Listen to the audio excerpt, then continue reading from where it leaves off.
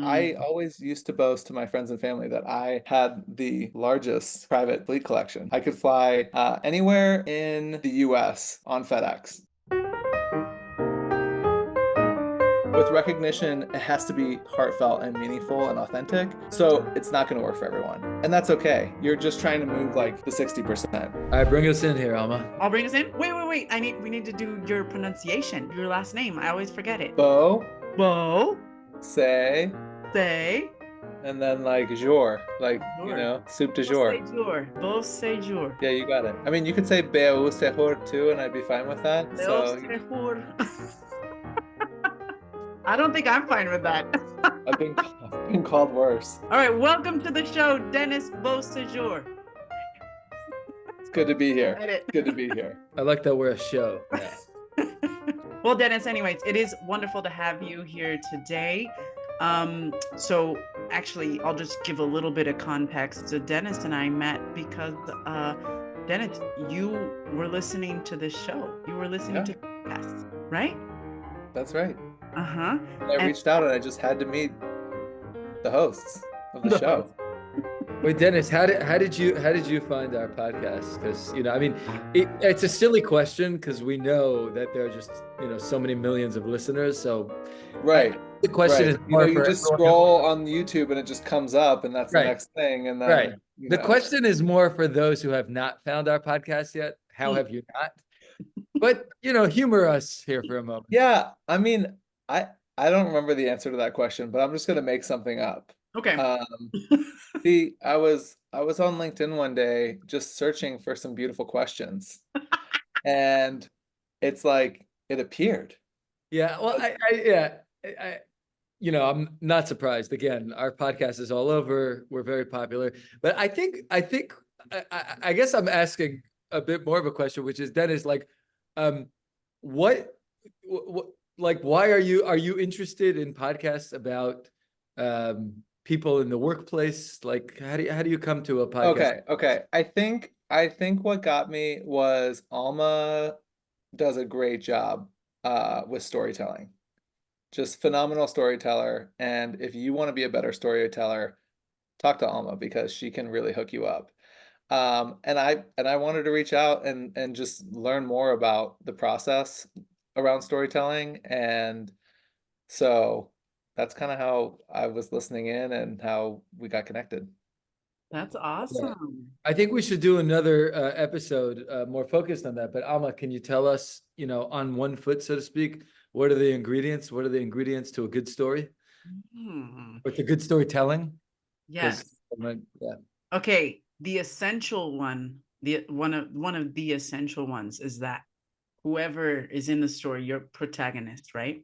You must make it clear to your audience what they or them, right, are struggling with, what the actual conflict or challenge is. That's a big one. Can you dumb that down to like a third grader? Third grader. Can you just try one more time? Like you're talking to a third grader? Then you're so much more than a third grader, but yes, I can do that. Okay, to a third grader, actually, I have taught little kids. So I would usually use an example. So like, I don't know, Tommy the dog, right? So it's essential that if you're going to tell a story about Tommy, you have to show everyone why Tommy was barking. What was scaring Tommy? What exactly was Tommy feeling or thinking? What did Tommy do? What was difficult? What was hard for Tommy? How's that? Good. So good. 100%. That's a big thing. So that has a name, but yeah, you really want to make sure that's where people can connect if they really understand what it is that you are going through. I would say that's a huge one. And then how you work through it, how you untie that knot. But you need to make the knot very clear before you can untie it. I love it. What's that? Okay. Wow. Maybe if you need a guest, co-host, to unpack the storytelling a little bit more, Tuli, just let me know. Great idea. It's a good idea. All right, cool. Alma, so take us back here. What kind of questions do we want to ask Denis today?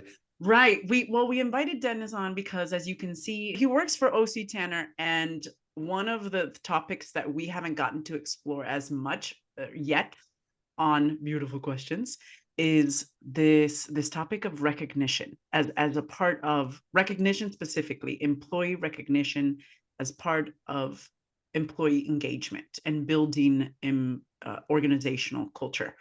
So we want to hear a little bit about how you define organizational culture, how you think of employee recognition, how that has evolved. Of course, hear some of your stories.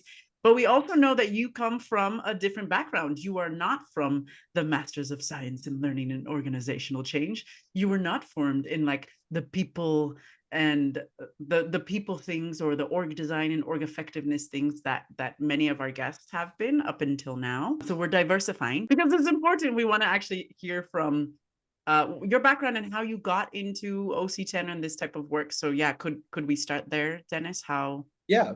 yeah, what's your Yeah. background? What's the story? And you know, it's funny. I grew up all over the world and actually identified a lot with Brandon with the whole immigrant kind of you know, connection, if you will. Yeah. And I'm 6'7", so I identified with the what was your professor who was like six Ryan nine? Smearick. Ryan, Yes. yeah.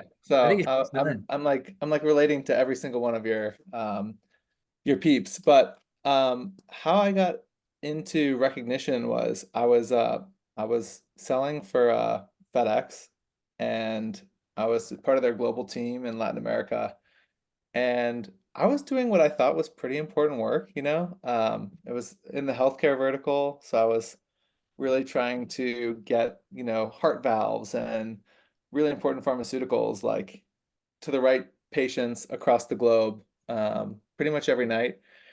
And the only part that really stunk about that was like the 3:30 in the morning calls, like did my package get there, you know? Did Oh. did or like the heart valve froze and you're like, "Oh, that's not good." So I got a call from a recruiter, and they said that there was an opening in sort of like a consultative role in a recognition company. And I was like, a recognition company? Is that like is that What like a real thing? Is that like the North Pole, or like, you know, where exactly is that is based this off of? code for Santa Claus? Like recognizing children's good behavior. What is what? I was so confused. And they were like, yeah, we're at, you know, Fortune 100 best places to work and this and that. And I remember going to my HR person at the time, and I was like, have you ever heard of this company called OC Tanner? And she was like, oh yeah, they're amazing. They do this and that. And I was like, oh my gosh, I have got to enlighten myself here. And so started on a really fun journey with OC Tanner about 8 years ago. Awesome. Okay. Well, how did they like reel you in though? Like, and what did the recruiter see like in your background or work that made this recruiter think that you would be a good fit? They You just know, recognize. Did they recognize you a lot? They give you recognition. How did they recognize you I don't know that early as if there one was of any theirs? recognition. I mean, I think I got like an onboarding swag box or something, you know, but during the recruiting, you know, it was, I mean, I think like any company, you try to put your best foot forward, right? And you just try to um, show all of the amazing but still realistic, aspirational maybe values that you have.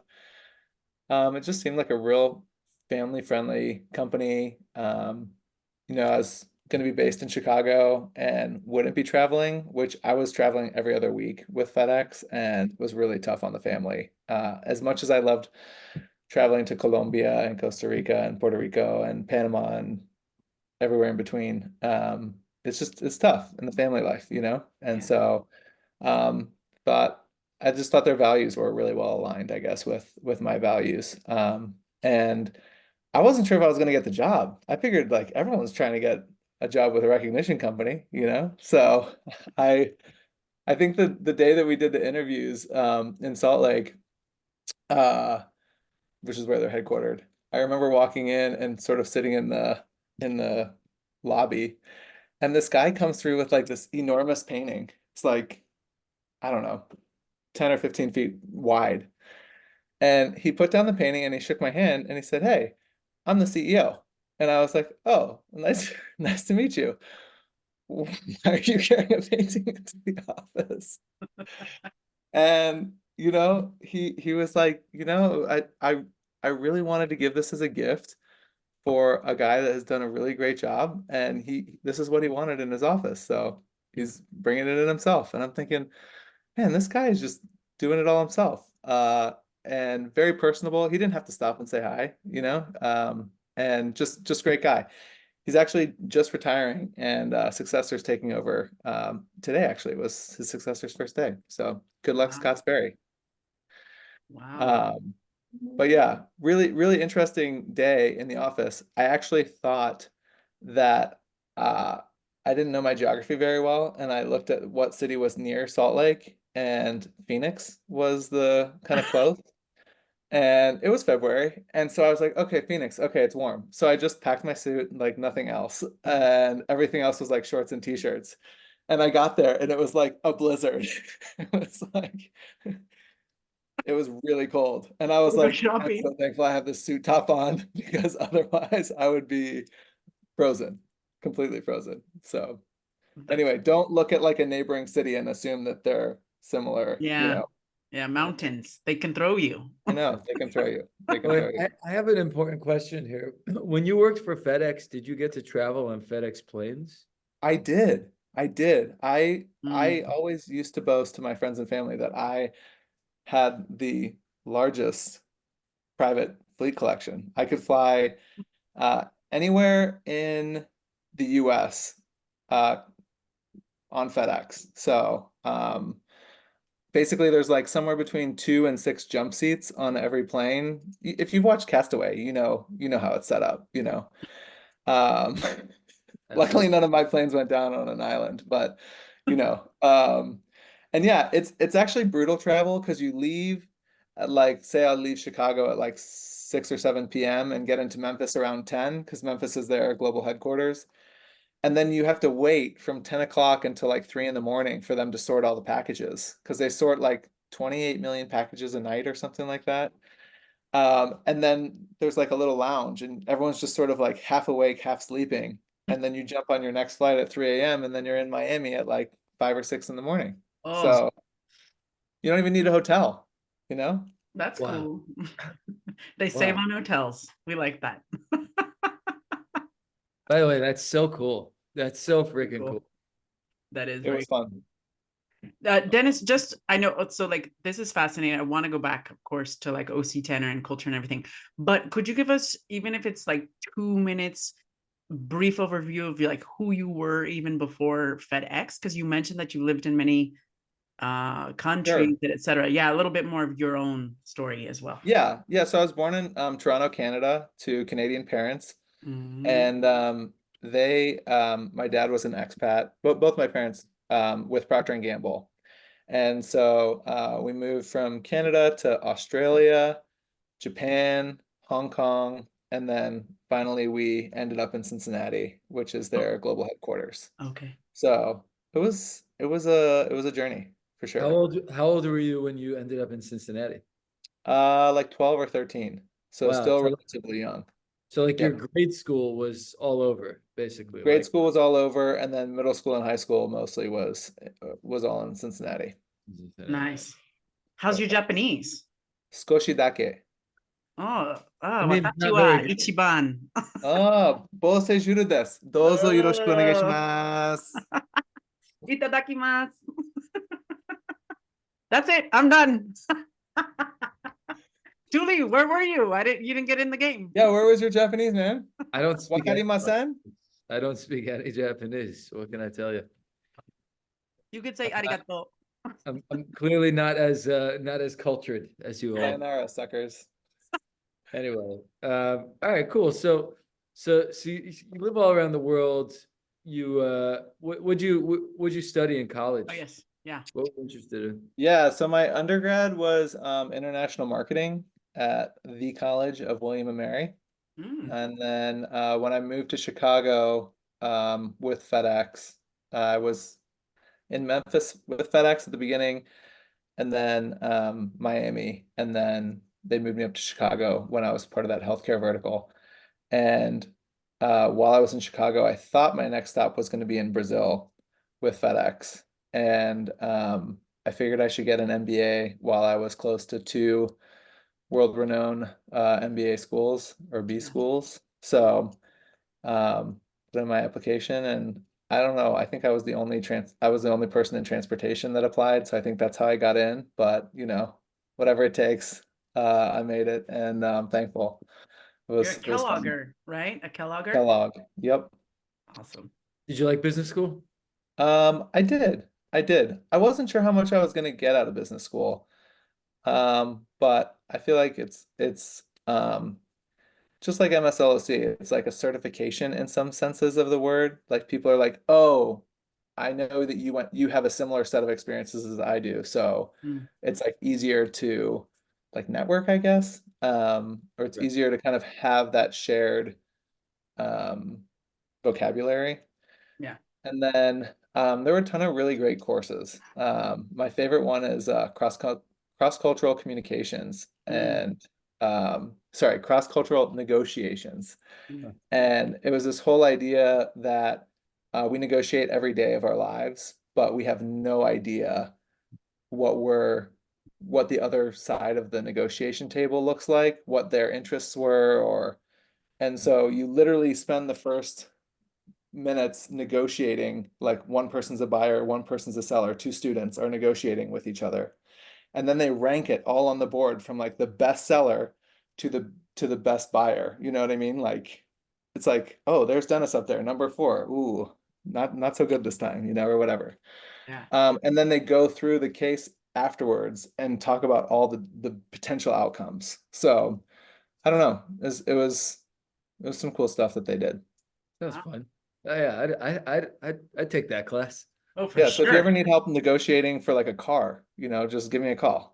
I'll come with you. They'll think I'm the buyer, and then at the last minute I'll be Mm, like, "All right, Alma, sign the papers." I will be picking you up on that. So, I've sold like cars for like three or four friends, or bought cars, sorry, for three or four friends, where they totally think I'm the one buying the car. It's great.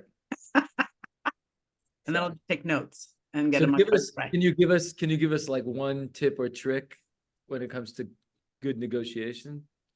um, I think you always need space to be able to think. One of the tactics of sellers is trying to create urgency, Yeah. and there's almost never the amount of urgency that your brain is.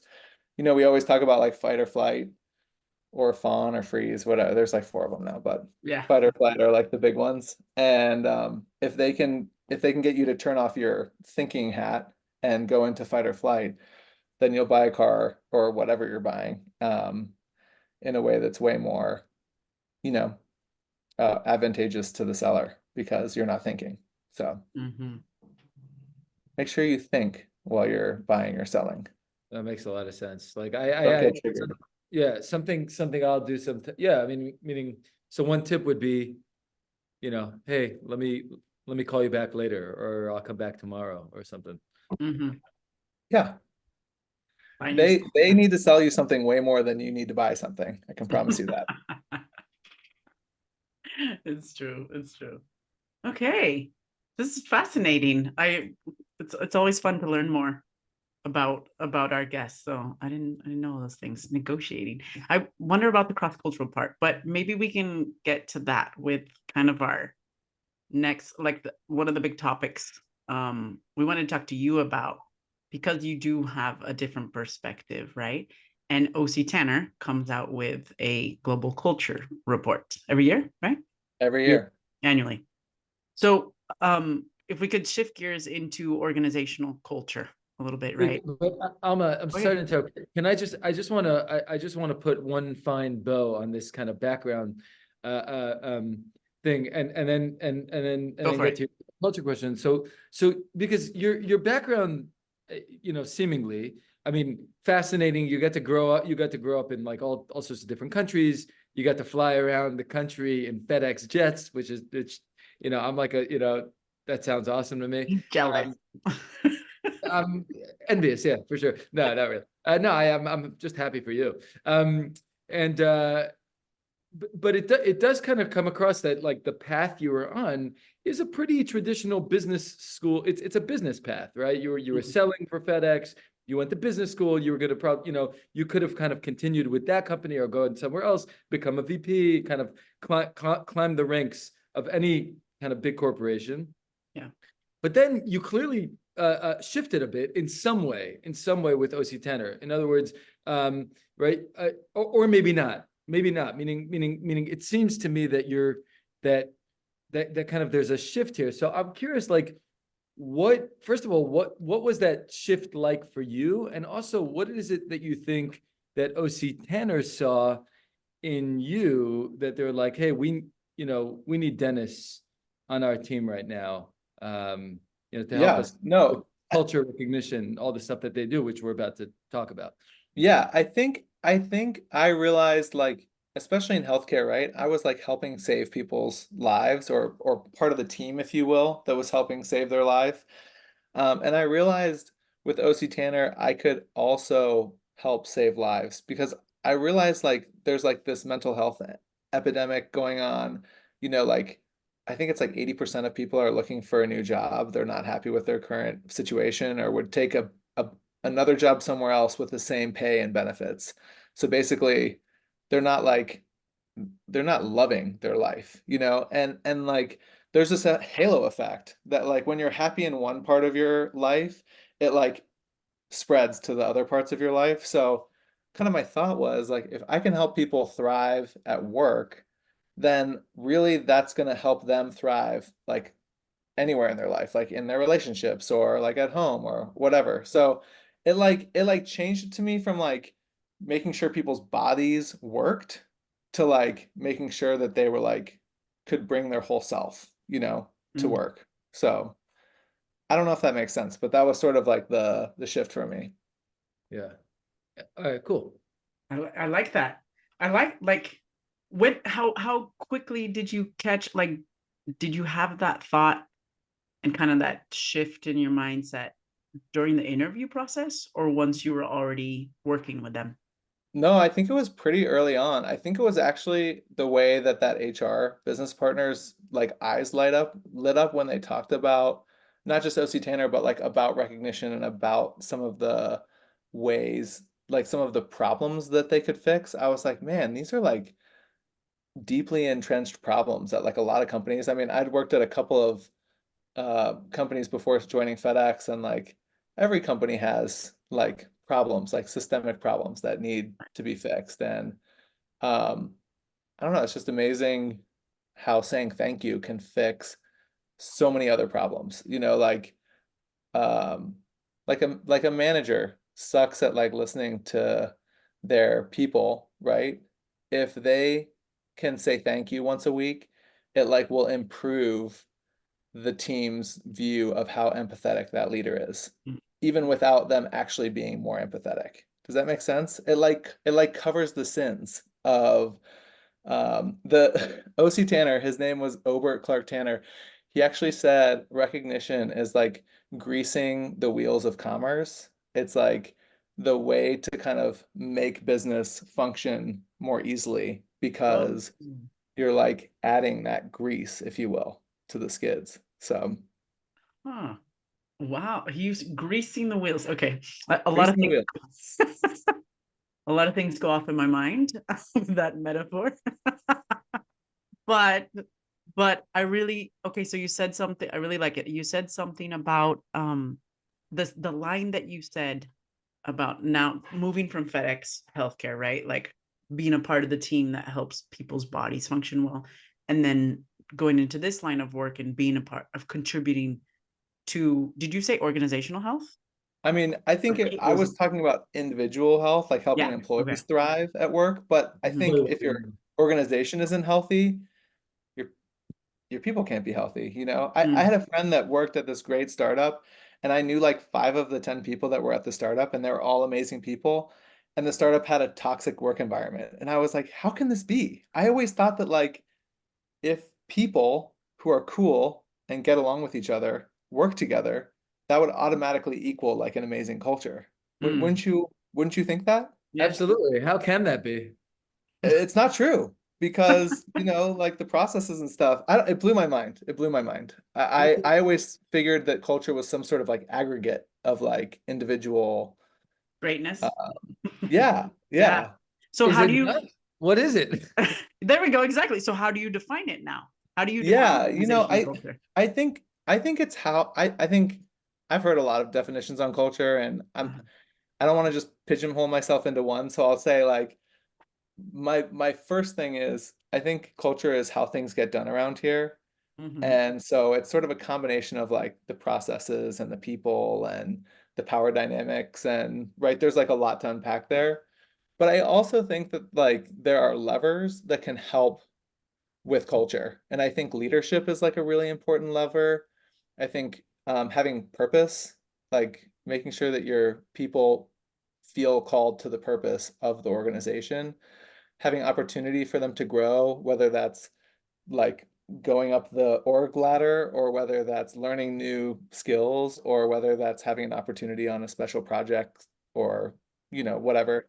And then like success and making sure that like you're thriving. Like if you're not winning, it's not really fun to be a part of the team.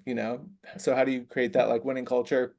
And then well-being and appreciation, making sure that people are feeling like the work they're doing matters. I Mhm. think outside of doing great work, if nobody recognizes that, it's like the tree fell in the woods and did you hear it? If you didn't hear it fall, did it make a noise? I don't know. Not So how the saying goes. I don't know. What's the saying, Alma? No, that's not. It's like from elementary school. Do you know which one we're talking about, Tuli? Yeah, no. This is Okay. like the question, right? If a tree Yeah. falls in the woods and no one was there to hear it, did it make a sound? That's a good. It's a, you know. Uh, How would anyway, you say it, Alma? that's a yeah. Is that not the right question? No, you're right. It is. It's that same thing. There just used to be a more vulgar version of it, like in Oh, elementary, and I thought you were referring to that one. oh, But the idea is the I'm same. not get your head out of the gutter, okay? And yeah, So and sorry, dear listener. now people are like Googling. Good. Google away, and we'll continue here. wait, can I want to stop us here for a second because I think I just have a quick question about that startup because you really you put some grease in my wheels over here. Ugh. Uh, uh, I'm curious in that startup that you're thinking about where these 10 people or whatever are all cool people. Are these people that you worked with previously or they were cool like them No, that's a in good point. They were just friends. They were just good friends. because Five good one of the friends. things yeah, because one of the things that I have been thinking about, and this is only, this took me a while to realize, is that a lot of people have a work persona and then a not work. Ooh. So you're saying they were being fake to me? Oh, No, it's not fake, honestly. Like I'll tell you, I'll tell you, I'll give you an example. yes, yes. I Example. have a friend, I have a friend who probably won't listen to this, but Hopefully. I'm not going to say his name. And he's a dear friend. I love him, and he's a lawyer, and I never worked with him. And I remember, a few years back, I think we were hanging out in a hot tub. We were just, and there were some other people, and he got a phone call, and it was a work call, and he went to another room he went inside to take it, and I went inside, and I heard him on the phone, and I didn't even recognize him. I was like, "Whoa, who was that?" And he was like, and then he said to me, he's like, "Yeah, that's." Let's say his name was Bob. He goes, "Yeah, that's work, Bob." I'm like, "Whoa, okay." Now, Maybe you should go by Robert at work? yeah, yeah, exactly. Now, to be clear, it's not that he was being rude or anything like that. It's just that his whole kind of personality just shifted. And I see this a lot. There are people, and I think this has to do a lot with the way um I I wonder if I have a work personality also, and I'm just not aware of it. It's possible. right? I think we're talking about the same thing. I think we're just coming at it from a different way. You think that your friend is sort of two different people, what based on what situation they're in, but I would argue that they're just adapting to the culture of whatever situation they're in. And like, I think we all do that. I think we all look around at whatever place we're at and we try to like kind of fit in or just oh, no one else is wearing pants here. Let me wear shorts next time I come, or vice versa, or oh, no one's loud here or obnoxious, so let me try to tone that part of my personality down. So I think you're spot on that work Bob is probably different from friend Bob, but I think it's because the culture of his law firm was probably created to be more results oriented, which means that he needs to be more independent and he needs to be, um, you know, basically ready for change because things change so quickly in that atmosphere. And so you kind of get to this culture where maybe not everyone in the organization has that same personality, but it's definitely like the pervasive um, way to act at that firm. And so it kind of like reinforces itself because if you only have like 20% of people acting the same way, it's still distributed and you could sort of make changes and sort of say we want to focus on this type of thing or we want to focus on that. Yeah. I think Disney and Pixar were like a great example of like clashes because Pixar Mhm. was like very collaborative and creative and Disney was like more independent and trying to get things done, results oriented. And you kind of had that clash when they came together. And honestly, like the movies suffered for a couple of years as they were like trying to figure that out. Yeah. So, um, do you buy that, Thule? I do. I absolutely do. I'm just, again, you're adding even more grease to the Yeah. wheels because, He's well, gonna drive away. His wheels are so greased. no, I think this is really interesting. In Yeah. other words, but another thing I'm hearing here is that one big ingredient to a organization's culture has to do with purpose, or at least a primary purpose, right? At Yep. least, or at least a purpose that is constantly communicated to the employees of that organization, right? And I'm not talking about, okay, our purpose is to make money, because that is kind of Can't be the, that. yeah, right.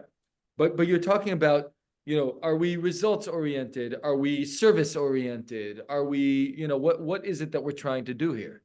Right. Yep. Yeah. Are Right. we more focused on stability? Have we been around for 100 years and we want to be around for another 100 years? Or are we a startup and we're just trying to like make our first buck? I mean, there's like very different people that you would attract into those environments. And I think that's sometimes why old companies die is because they're not innovative enough because they get too comfortable. Yeah. And but I think a lot of companies try to drive this, whether it's, um, like OE or OD people, or whether it's HR people or internal or external communications people. I think they're all trying to kind of come up with this story, which again is why I was so interested in chatting with Alma, because the story of the organization kind of drives what kind of people are attracted to the company, Right.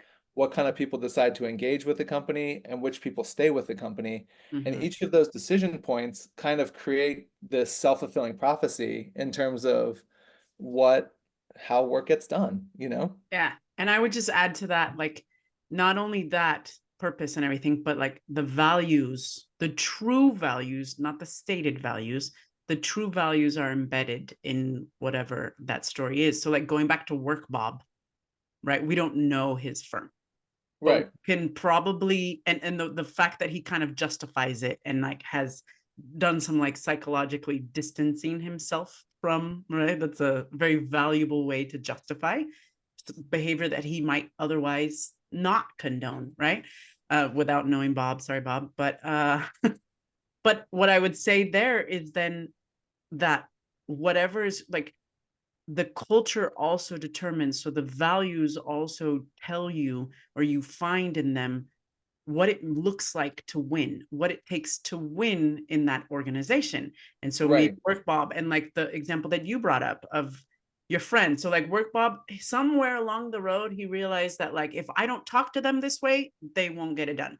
If I don't act this way, they'll walk all over me or whatever it might be, right? Like Simon Mhm. Sinek talks about this a lot. Like when there is Yep. more, when there is right a threat from within, it brings out our survival mechanisms within the organization, and that can like perpetuate a lot of really really crappy behavior within organizations. But then going back to your five friends, and I like this a lot because it is very common for friends who like do startups together, you know, to just think like we love each other, we know each other, we've done projects in grad school together, like of course we're gonna work wonderfully together. And then maybe they don't realize that like since we are animal like creatures of our habitat, and we adapt to, and our behavior is shaped, our social behavior is shaped by all of those cues in the system that we are in. If the five people didn't really like get a team charter going and get some clear processes and say like this is the way that we're going to communicate with each other, and one thing is to be colleagues and another, you know, like if they didn't go through all of those boundaries and like start to put things in place so that it would be a system, even a system of five people, so a team system Mhm. that would encourage and and you know, propitiate like better behavior with each other, then it's actually not very surprising that they were tanking because they didn't Right. decide, like they weren't intentional. So Well, and just to be clear, the company was doing great. It was up and to okay. the right. It was just nobody enjoyed working there. Yeah. So, I mean, it, yeah. But I think you're right. I think we don't realize that the first time you do something in an organization, that is the thing that's going to get copied because that's what becomes familiar. Mm, And, you know, like Charles Duhigg talks a lot about like the power of habit in yeah. a at an individual level. And I think you have the same, you can like extrapolate that same thing to cultures and say, wow, if we sort of decide to do this town hall, or we decide to make a decision this way, or we decide whatever, then you're just going to reinforce that because people are going to say, well, that's what we did last time, so let's just do it that way again, because that just becomes the norm, right? And so it's really easy in a startup environment to create those norms early on, but you're not focused on that early on. You're focused on just making the first buck and, you know, trying to figure it out. And so that's where it becomes harder and harder to shift and to turn culture the older you get and the bigger you get, because it turns into like the bonsai tree and you can't just like cut it down. You gotta like, you know, slowly clip. Mm, I love that metaphor. A lot of tree metaphors here. It's First there great. was the silent tree, then there's the bonsai tree. We love it. Just wait for my next five. They're all tree references. No, I'm just kidding. I love it. All right. So one of the main products of your company that you, I think, work on is this culture report, right? Correct. And Yep. so in what way can you tell us a little bit more about that report, and in what way does it kind of measure some of the things that we've just been talking about? Yeah. These, yeah, Yeah, absolutely. So I mean, I think like our report kind of fits in to like a couple of different spaces, if you will. Like there's like the employee engagement survey, or like your listening strategy in your organization, and like how are you listening and taking feedback from employees to figure out how to do better and to improve. Or are you just doing it to like have a benchmark to say like, yes, we're, you know, we're good? Is it just measurement or is it feedback? You know, what exactly, where does that show up? And so those six items that I talked about, purpose, opportunity, success, well-being, appreciation, and leadership, we kind of do a survey every year of 40,000 people, and we get a sense of like how people's well-being is from last year to this year and what the change is. And it's been interesting because some years like COVID, there's like drastic changes, right? Like everyone's well-being was down that year. And others, there are no changes, but it's sort of become kind of almost like a longitudinal study to allow us to just see how the American workplace, and we also do it around the globe. So globally, kind of where we're headed and how our people's sense of purpose or opportunity are increasing or decreasing over time. So that's kind of one part of the study.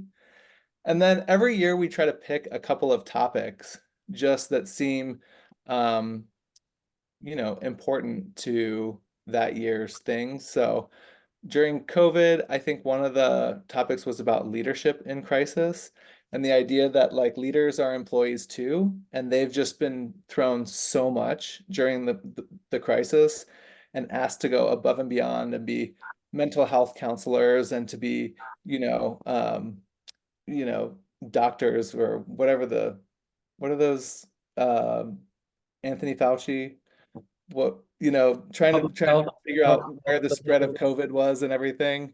Yes. I'm the third grader here, so I don't know what the word is, but Yeah, like public health officials or sure, whatever. public health official. Sounds great. There we go. And then other times, like it's around nimble resilience or practical empathy or recognition. We've done a couple of different pieces on, there's I'll give one example. It's around symbolic awards and the whole idea that like, first of all, is it Gen Z now or Gen the Z. generation after that? Do they have a name yet? Gen A? Do we just go back to the Gen beginning of the Alpha. alphabet? Yeah. Gen The next Alpha. one is Gen Alpha. Oh, But Gen Z are Alpha. the ones coming into the workforce right now. Yeah.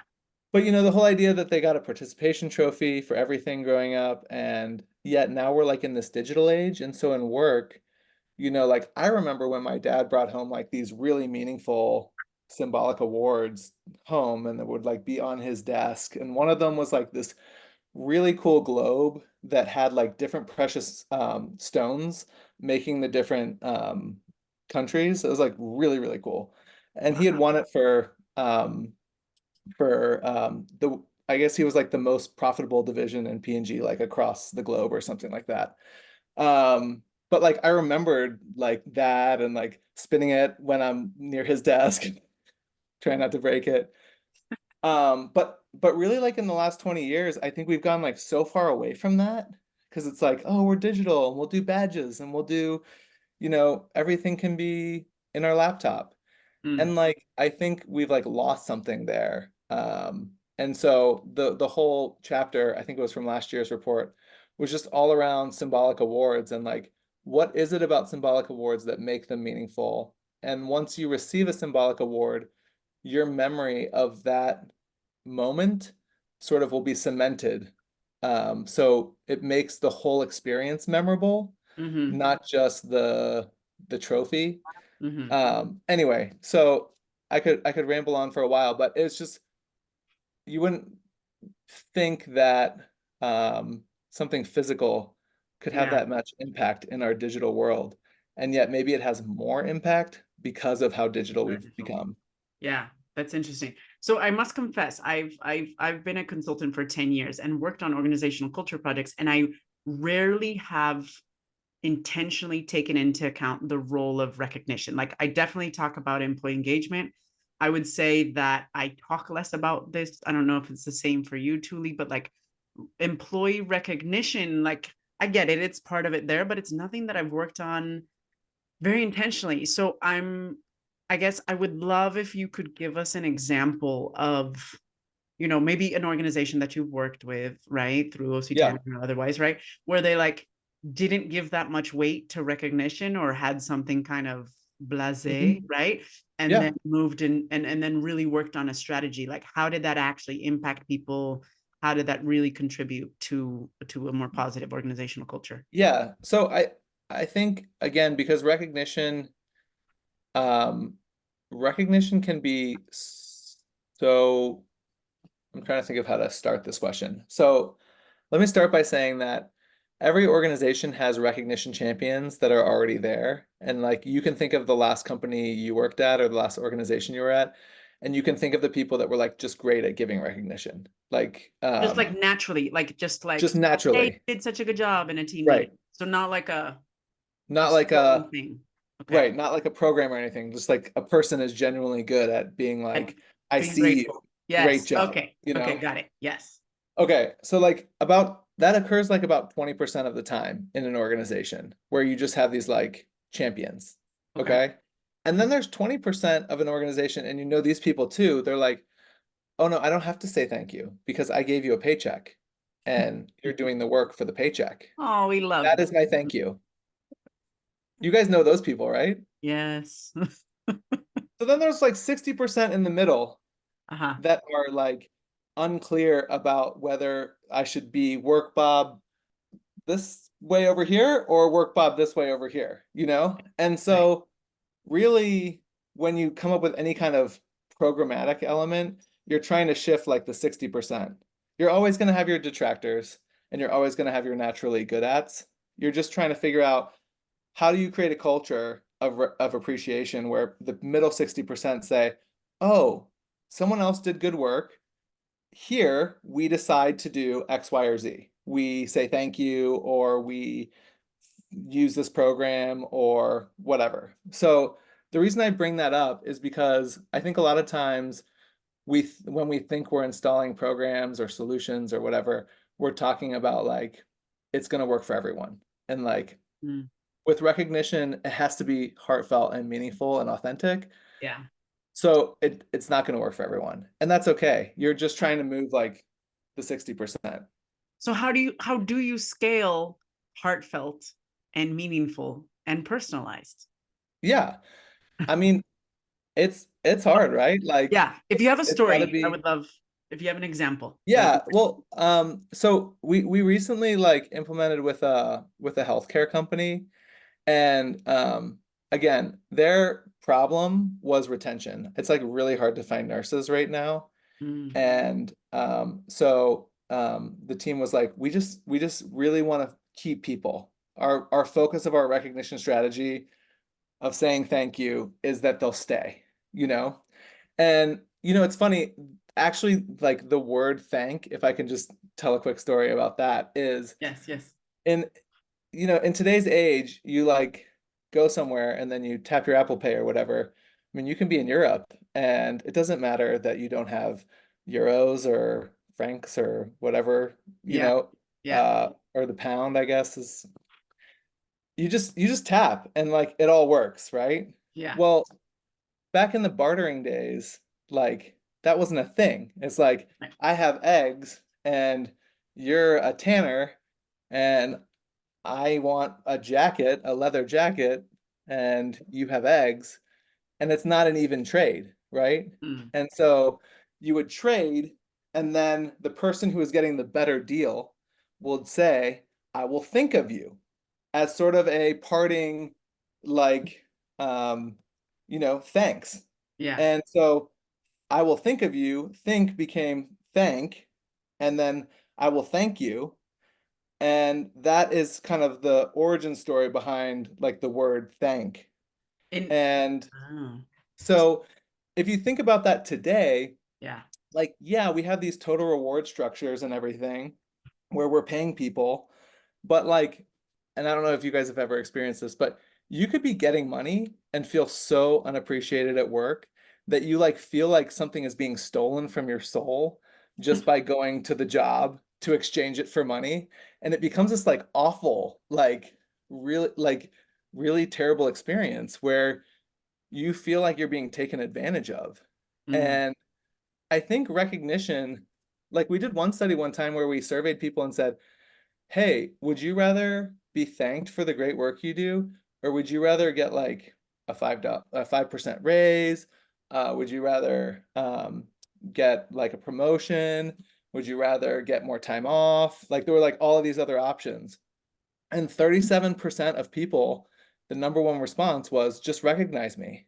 So it's like, what is up with that? Why is recognition higher than all of these other things that like I think we all want?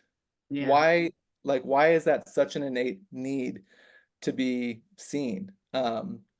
So we went through this implementation with this healthcare company, and in the first 2 years, their retention rate dropped like by almost I think in half because like I'm sure there were other factors, it's hard to Right. like, take it out, but it really felt like introducing a recognition platform and just teaching people how to say thank you and to value one another as human beings, like drastically reduced the amount of people that left the organization Mm. And it's like feels like a simple thing to do, but again, when you have like MBAs running these companies, and they're just thinking about dollars and cents, they're not thinking about, MBAs. the people side. Yeah, yeah, yeah. Yeah, can I ask a cynical question? Yeah. So the cynical question is, I mean, and this is of course not for me. It's for my friend Work Bob. Uh, Yes. Yeah, he's the cynical one. Asking for a friend. so the cynical question is, how much do I need to pay OC Tanner for them to tell me to say thank you to my employees? Oh, that's so good. It's good. It's a good one. It's not more than like a percent of payroll. He definitely was in sales. Okay, say more. And I mean, there's a lot of different programs, right? And there's a lot of Yeah, different, there's like service anniversaries and there's swag boxes for onboarding and there's, the actual platform where you can send e-cards. And right. I mean, I would say like in all seriousness, like if you could reserve like $300 for each employee every year to give, whether it's like a holiday gift or whether it's on board, if you kind of like take all of that together and you Mhm. have like a $300 budget for every employee, I feel like that would like more than cover anything. And the truth is like a lot of times companies are already spending that money on other things like oh let's go out for lunch, it's your anniversary, or like oh let's have like a big picnic for everyone, Mhm. so there's money I think that gets spent on those types of things, but they're not personalized, you know what I mean, they're not like words. I don't know if you guys read the five love languages, but there's this idea that like different people receive love different ways, and there's like Right. random acts of kindness and physical touch and words of affirmation. But like, yeah, if you can have like specific words going from one human being to another, I think you can win. And you don't need our recognition platform to do that. Mm. Um, you you can do that on your own. I think what we kind of help is to kind of make it a systemic, you know, Put a structure in something place. that's Yeah. right, and making it equal and or at least equitable across the organization, and you know trying to drive some of that employee branding, if you will, You, Yeah. you to help you help sort of make it part of the culture. totally, Yeah. yeah. But like you could do it yourself. It's just we've done it so William. many times, it just Yeah. makes it easier. But you could totally do it yourself. Yes. Yeah. It's not hard to say thank you. So wait, we were getting into something really good. So now I just kind of like gotta go back. I have a question about Yeah, what you did specifically because I yeah, think since I haven't been an employee in that big of an organization where they actually have a platform. I have been an yeah. employee, but not actually technically Northwestern had one, but like no one uses. I mean, maybe Right. people This is the I other know problem. there's You have to make sure people use it. yeah, there's it's like my HR and you or something like that. So I've gone Right, into right, the right. platform and it's clunky and like I think there's like a little like something about rewards, but Well, right, but it's I not. mean, that part I think is so Yeah, important because like it let's talk has to about be that. easy to use, right? Or Yeah, else people aren't going to use it because it's supposed to be something that you're going above and beyond to do. But why right. would you like how much above and beyond are you really going to do? You know what I mean? Yeah. To Yeah. So what is the so okay, like, so the going back to this. So you said this healthcare client, right? They wanted to retain nurses. You help them put to work their platform. How do you personalize like yeah, so I what does think the personalization look like at such a large scale? sure. Yeah, I mean, it could be as simple as like coming up with a recognition brand for that healthcare system. So it could Okay. be like um, you know, anytime I hear um, the phrase, um, that means that I'm about to hear about people getting recognized. And then people sort of start tuning in based around that recognition brand because they're like, oh, did I get recognized? Did someone I know get recognized? Mm, So it sort of creates like buzz in its own mhm. little way because it's always positive. And like it's like the Today Show, people just like love tuning in and having that feel good moment. Yeah. But also like it's it's hard. It's easy to recognize people, but it's hard to recognize people and then have other people see it or have it show up on your like, break room TVs or like your SharePoint site. Like it's Yeah. it's like it goes from being like a thank you note, which is very meaningful, but it just goes to the person that receives it and they're the Yeah. only ones that see it and then that's it, Yeah. to like kind of broadcasting that recognition across the organization. So really focusing in on like, hey, let's have a Outlook um, you know, plugin where Yeah. people can like recognize straight from Outlook, or Yeah. let's have it tie into Workday or whatever our HCM is, or let's have it tie into like there's a mobile app. So when I'm on the go, I can, you know, send a quick e-card. Mhm. But then also I think, especially in healthcare, people sort of feel unseen in some of the roles because there might not be client facing or patient facing. Mm. And so how do you recognize those people and make them feel like they're being seen for the people that they're trying to help, their internal, Right. clients.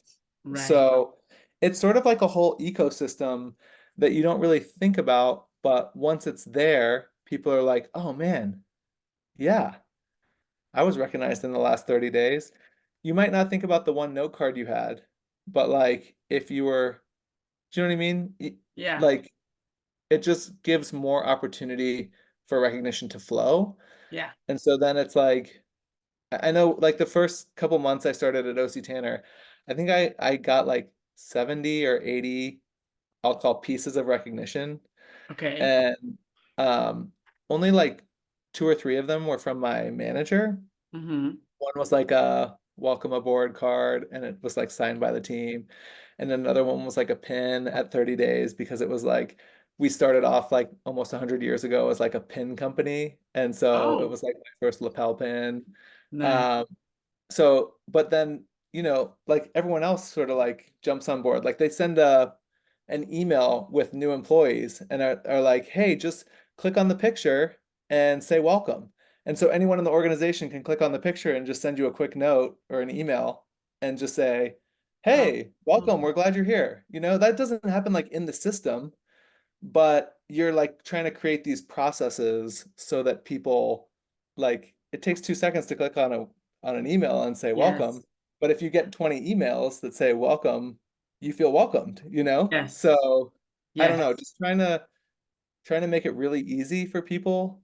Um, but like it can't be something that they have to go out of their like regular day to day or they have to schedule an hour for because that's like insane.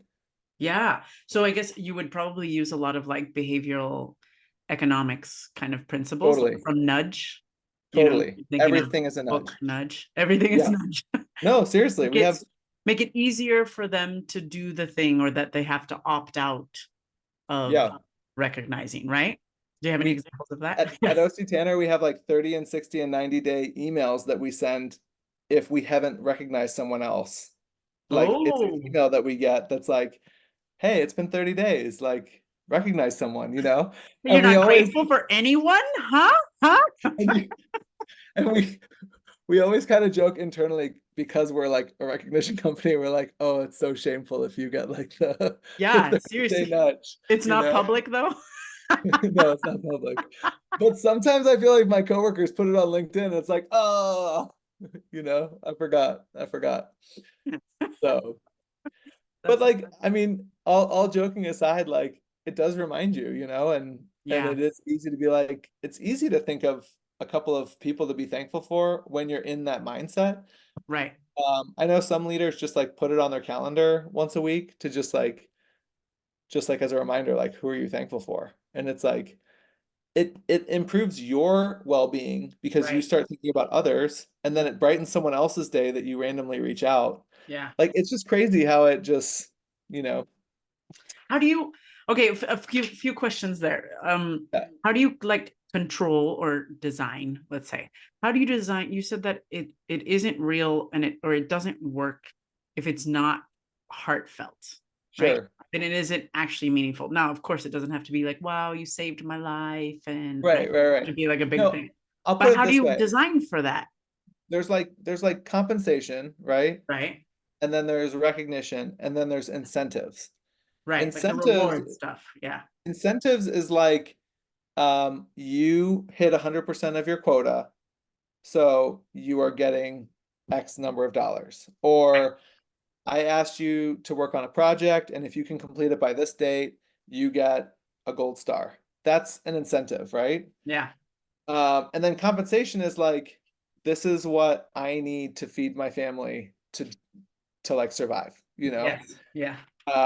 Slash what other people are willing to pay me in the market, right? That's all like, I mean, all my comp friends are gonna be like, what are you talking about? It's like way more complex than that, but like Third recognition grader, really third lives grade. in like the in between where it's like, hey, these are the values that are important to us, and these are the things that we recognize for. Hmm.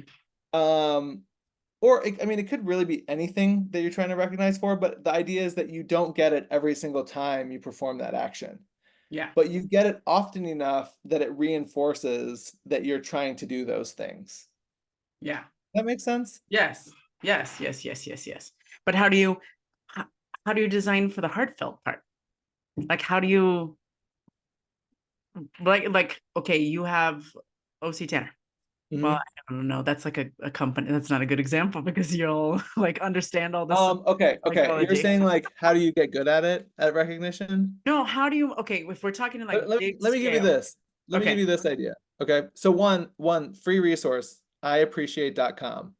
I You can go appreciate to that. iappreciate.com, and it can help you like if you want to recognize someone at work, it can like help you like with your presentation notes to like write down some things, Right. like what was something we usually yeah, we use couple of different things, but really easy to just like 1, 2, 3, 4. These are the things I need to say. Mm-hmm. But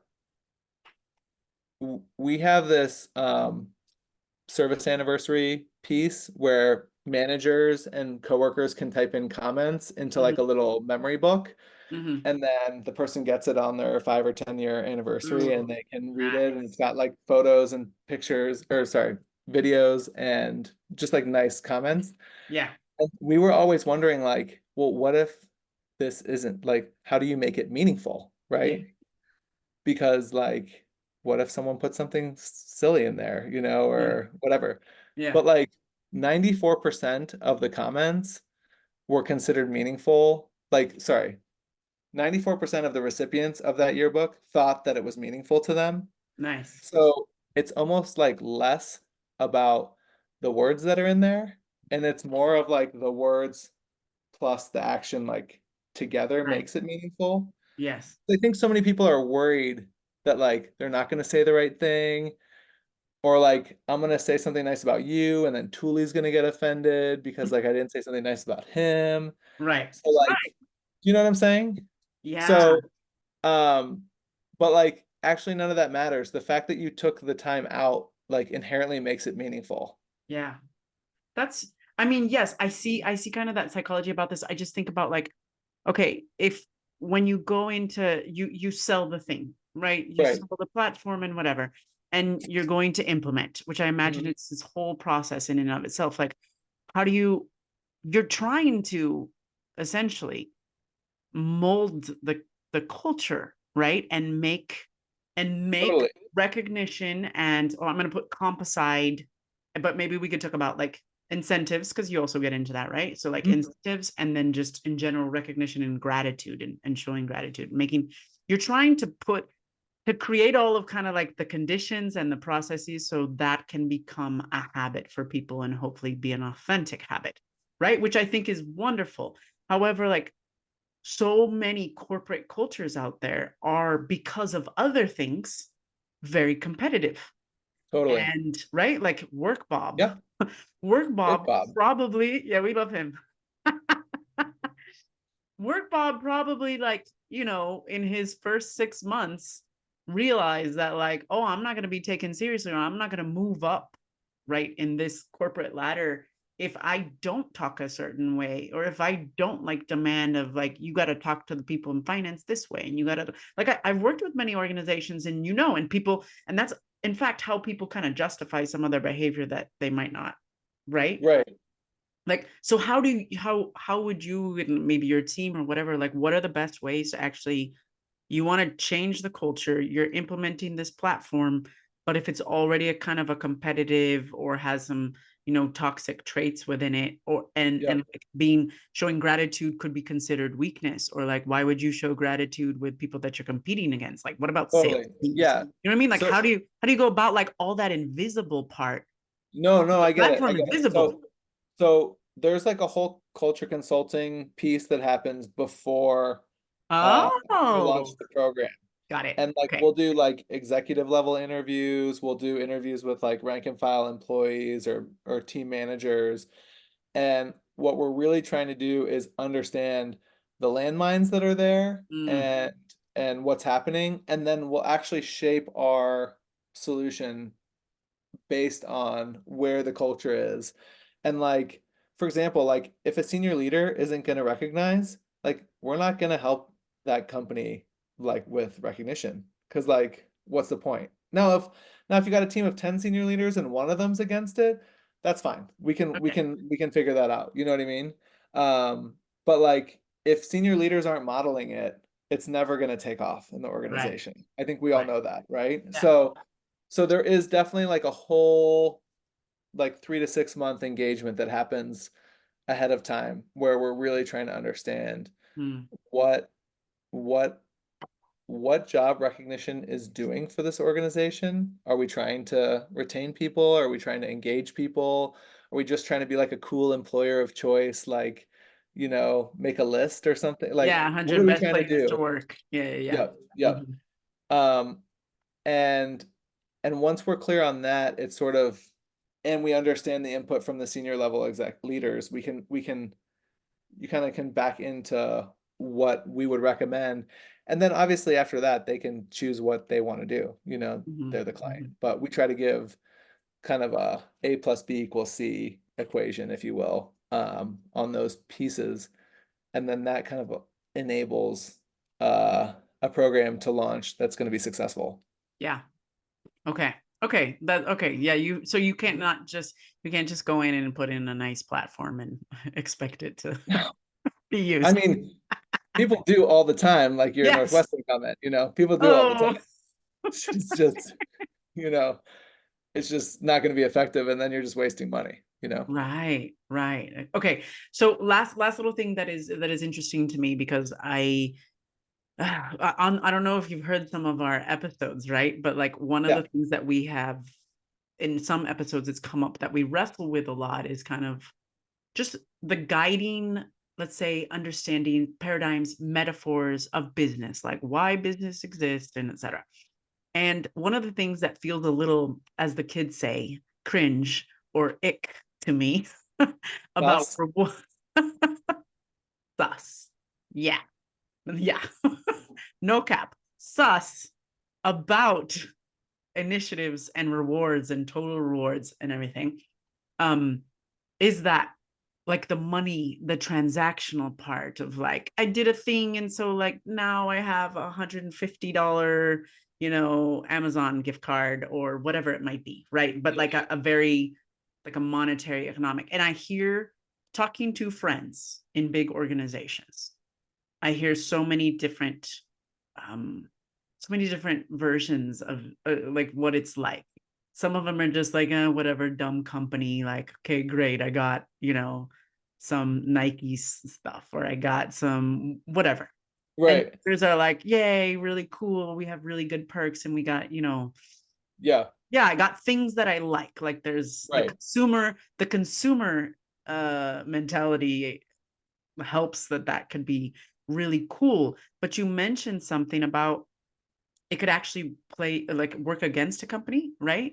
When they're like getting money, like some types of incentives and rewards, but still feeling underappreciated or undervalued. So what does make it work? Like how do you reduce the ick, and what are the keys to actually like good incentives or Yeah, yeah. I mean, what's great about our platform specifically Mhm. is that it's points instead of a dollar amount. that you earn. So you're not Yeah. always clear exactly how much you're earning. And then Yeah. you have a big catalog that you can just redeem what you want.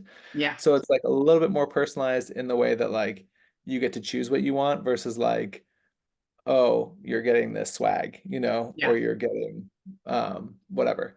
I think I think there also is a place though for like everyone in the organization getting something. And then Hmm. at that point, like you're not going to make everyone happy, but it's like what's on trend and what's something that like even if a boomer doesn't want it, maybe they have a grandson or a granddaughter that like would really use it, So like how do you kind of try to play to, there are generational differences.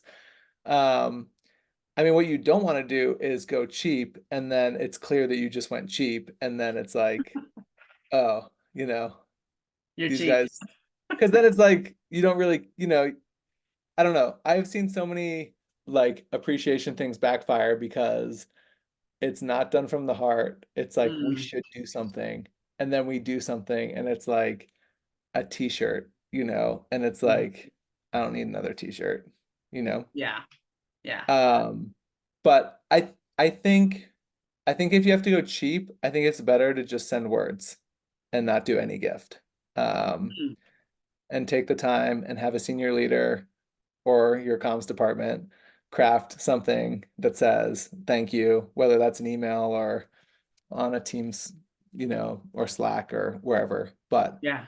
Yeah. um, yeah, I feel like it it seems like it should be easy, but actually like people's preferences are really complex. Yeah.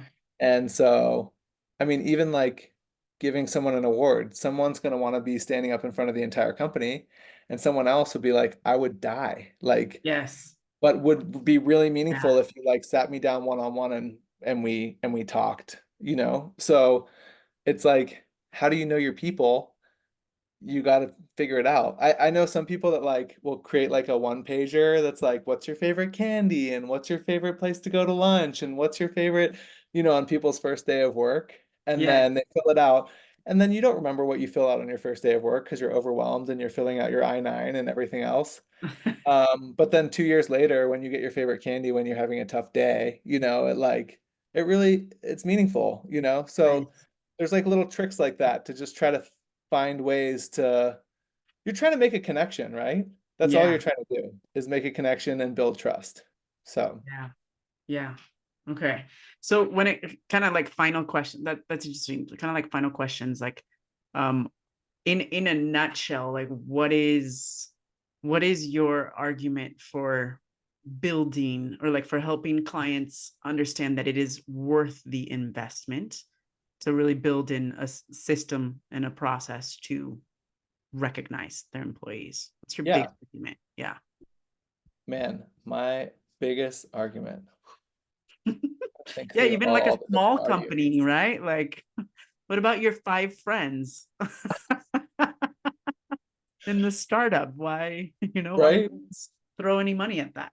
I know. I think at the end of the day, I think that there are like kind of three big pieces on like what I'll call ROI or like return on investment. Yeah. So I think there's like the cultural benefits of like, oh, um, I work for a company that cares for me and I feel connected to them because they care. My leader cares or my organization cares. Interestingly enough, like people feel most connected to like the logo of the company they work for Isn't that funny? or their leader. And most people leave when their leader changes because they don't like their new leader or they Yeah. haven't taken the time to build that trust.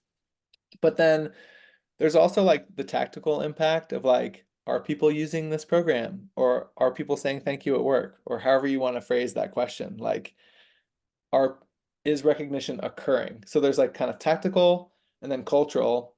And then the third piece is like business results. Like there it will lead to better business results, whether that's like attrition, Hmm. whether that's like succession planning, whether that's like the customer experience, employee experience, like even things down to like absenteeism and the fact that like people will call in sick less Hmm. if they feel appreciated. or will be less likely to file workers' comp claims. We had one hospital that their number of bed sores went down with their patients because their staff was more committed, and because they were more engaged and committed, they turned over the patients more frequently, and so they had a Wow. reduction in bed sores. Wow. So you never quite know where it's gonna impact, but I guarantee you it will have an impact. Dang. Dang. That's a good one. I mean, that's a pretty Bed sores. that last bed sores. That's but what about the startup, the tech The startup? startup.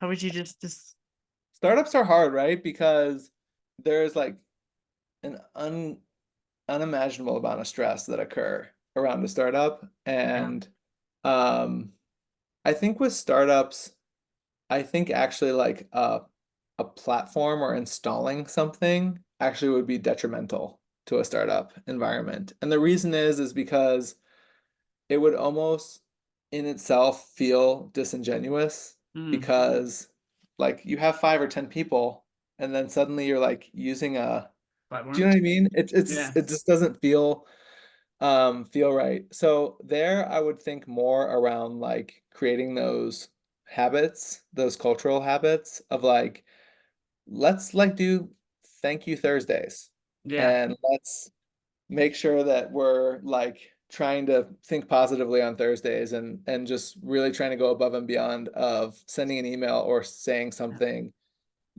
or if there's like a huddle where you're having a team meeting once a week, how do you just shave off five minutes of that time and say, let's focus on like being appreciative for Yeah. these 5 minutes or showing gratitude. Mm-hmm. Um, and then I think also in that piece, there's also like yeah, I think each person kind of owns more of the culture than they realize. So like if a decision went down and they don't feel good about it, I think it's like on the individual to try to not be conflict avoidant and trying to Yeah. say, this didn't work out for me last time. Do you know what I mean? Like Yeah. recognition isn't a silver bullet, right? It's not Yeah. like gonna solve everyone's problems, but I think it's gonna grease the skids. So it's Yeah. like it's not going to take away the place of crucial conversations, but I Mm, think it will put like a deposit in the bank so that when you do have a crucial conversation, it comes from a place of trust from an empty bank. right. Oh, that's good. That's powerful. That's powerful. I secretly asked you the question about startups because I know that they're on the harder end, They right? are. Like They are, smaller organizations. for sure. But there's many other organizations that like it might not make sense for them to put in a platform, but but the principles are still true of Right. The principles of are still true. gratitude and everything. Yeah. Yeah. And I mean, shoot, it could be like where the leader of that startup has some gift cards for each person. They know what their favorite gift card is, and they're handing them out when they see Yeah. something that they appreciate or value. Yeah. Yeah. So, Yeah, because it just goes back to like whether it's just your team, if you only have, I also think about, like listeners. Well, right now my head is a lot in like team and team dynamics, right? yeah, Because of the stuff that I'm talking about on LinkedIn. And so I think like one of the results was about routines, and a lot of the routines that I mean this is that's widely researched, right? The sure. issue of like positive routines, especially routines where there can be some personal connection, and like the way it looks, it could be the 2 minutes of gratitude at the end, Right, like Friday meetings or something, or it could be as big as like I interviewed someone that their team does like hour to an hour and a half online games every Friday afternoon. I'm like, I would kill myself. I would be so awful. no awful. I'm a closet gamer, so I would love that. But You would love it. Exactly. So there's the personalization thing, but the thing is that they had like routines of connection, and then naturally like more gratitude or facilitated gratitude right, is built yeah, into, and that really is key for positive team dynamics. So like even if people listening right now like don't have access to making a huge organizational change, or like are on nonprofits, right? yeah, In nonprofits or whatever, where there isn't a big enough budget to do like maybe a platform, but you still want to put into practice some of these principles, I think. Yeah. And I don't think a So, platform really makes sense under like 2 or 3 thousand employees. yeah, Like, exactly. so it's not like you have to be like, it's just at some point you get so big that it's like, oh shoot, we need to like organize this somehow. Yeah, yeah, But yeah, totally. back to your the habit, right, is like a trigger and then a Mhm, routine and then a mhm. reward. Yeah. So really recognition is can be that reward for the values of the organization that you want to see more routines occur. Mm, Does that mm, make sense? mm-hmm. And then the trigger is when you see other people being recognized for a value that or great work that you want to see more of, it triggers other people to go and start that routine. Yeah, Does that yeah, make sense? Just to yes, try to like close the gap in a different way. yeah. That's really cool. Yeah, bringing in the organizational habits Totally. loop in there. That's the Duhigg. Good stuff. All Trying. right. Well, we've got to end. I have my last like rapid fire. We have to end, doesn't that suck? But anyways, It's been fun. It's been fun. right? It has. It has been. Thank you so much. A few like rapid fire questions. Like, okay, other book recommendations on the topic of book, podcast, movies, theories on the topic of culture, work health, right? Yeah. You Um, mentioned iappreciate.com, right? Was that what it was? iappreciate.com Okay. is a website that will just help you plan a presentation for how you can recognize other people at Oh, your nice. organization. Nice. So, um, there is a podcast that OC Tanner puts on Oh, called Workplace Podcast. mm, That's been going for a couple seasons, nice. and I think there's some good content there. Yeah. Um, I'm trying to think. I've got a friend, Gabby, that does the People podcast, so I'll have to shoot that over to you. Okay. Yeah, send us a link. It's interesting. And then trying to think of what else. We Books? we have a Yeah. we have a couple books that we published at OC Tanner. One's called Appreciate and one's called Great Work. Mm, So they tell some really cool stories around like I'll give one story real quick. There's a healthcare company. There was a janitor named Moses, and he was always really quiet when he walked into the room before taking out the trash. mm, And everyone else was like, hospitals. I mean, we were just there for the birth of our third son, and mm. like these people are like flying in and out like left and right, and like they don't Yeah. care whether you're sleeping or what. It's Yeah. like you can get more sleep at the zoo, but Mm. or Grand Central Station. But Yeah. he felt like he was on the healing team, and that's why he was so considerate of opening the door and getting the trash, and like even how he interacted like was really meaningful Mm. versus like I'm a janitor and that's my job. And so it's like how do you get everyone like on the team to think like they're a part of something greater, Yeah. because that's always going to be more beneficial, from a storytelling perspective and also Yeah. from a results perspective. Okay, last question for you. What are you in any area of, personal life, your hobbies, whatever, or work related? What are you curious about these days? Mm, Dennis? man, so many things. I feel like I'm a Good. lifelong learner. I've been reading The Psychology of Money by Morgan Housel, Mm, uh, which I got obsessed with it and have now read the second book, which is called Same as Ever. The Psychology of Money is all about like why we do the things we do with money because it's all very mm, behavioral. And Same as Ever is actually about a guide to what never changes. Because if you are aware of what never changes, you might not be able to predict the future like COVID or whatever, but you'll be able to like have a much better handle on your life because there are some things that just never change. So, wow. That's cool. The psychology of money. Okay, cool. Anything else? um, man, I don't know. I'm spending way too much time right now with my kids just trying to, survive. So, no, nothing else. That's way too much time. No, that's wonderful. No, I'm glad. no, I'm glad you it's guys. good. No, we've been spending time at the pool and Mm. mountain biking, and it's been good. It just hasn't been good for me professionally. But you know how Oh, that works. yes. It's It's okay. It will come when you're back. thriving Mm. in one area, it means that other areas aren't doing well, and that's okay. That's okay. You just Why gotta. must it be like this? Why? All right. Well, thank you so much, Dennis. Appreciate Appreciate it, Alma.